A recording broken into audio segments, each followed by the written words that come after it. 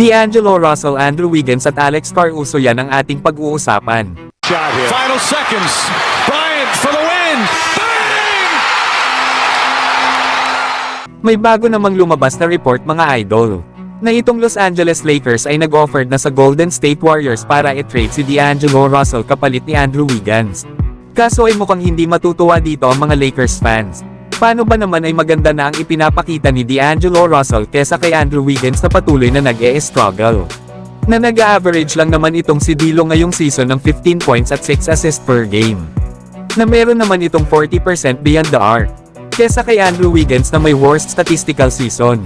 Na nahihirapan nga ito na makagawa ng impact sa kanilang kupunan.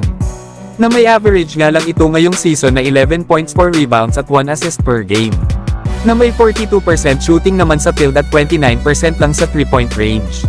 Ang nakaka-disappoint pa daw kay Andrew Wiggins ay malaki ang kontrata na ibinigay dito ng Warriors.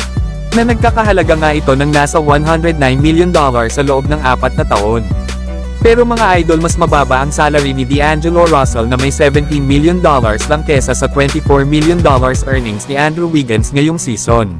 Kaya malalaman pa mga idol kung matutuloy ba ang transaction ng Lakers dito sa Warriors sa pagitan nila D'Angelo Russell at Andrew Wiggins. Pero kung titingnan ng maigi mga idol ay hindi maganda para sa Lakers na kunin nila si Andrew Wiggins. Lalo at itong si D'Angelo Russell ay maganda ang ipinapakita sa mga nakaraang laro ng Lakers. Isa nga ito sa mga maaasahang players ng Lakers pagdating sa kanilang opensa. Lalo na sa kanyang shooting na may 40% beyond the arc. At isa nga din ito sa mga gumagawa ng score para sa Lakers sa kanilang kupunan. Kaya malaking kawalan daw para sa Lakers kung ipagpapalit nila si D'Angelo Russell kay Andrew Wiggins. Na bagamat kaya ni Wiggins na makapagbigay ng depensa para sa Lakers, ay hindi pa rin ito sapat, lalo at inconsistent ito pagdating sa kanyang opensa. Lalo at nag-e-struggle ito ngayong season sa kanyang shooting.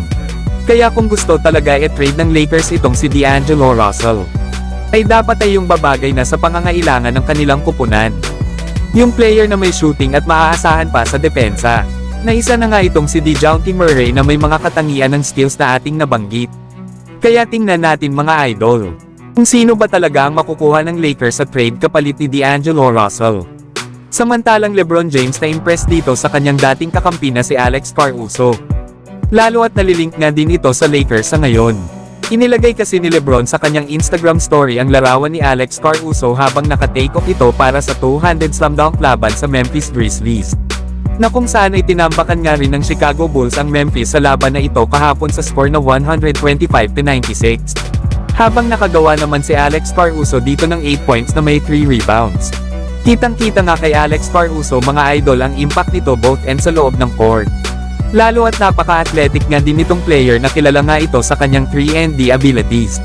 Kaya bagay na bagay daw ito sa kupunan ng Lakers sa ngayon. Lalo at meron din itong 3-point shooting at ang kakayahan nito pagdating sa depensa. Lalo at napatunayan na din ni Alex Caruso na isa siyang mahalagang player para manalo ng NBA title. Katulad ng ginawa niya dati noong 2020 nang nanalo sila kasama ang Lakers sa NBA bubble noong naglalaro pa ito dito.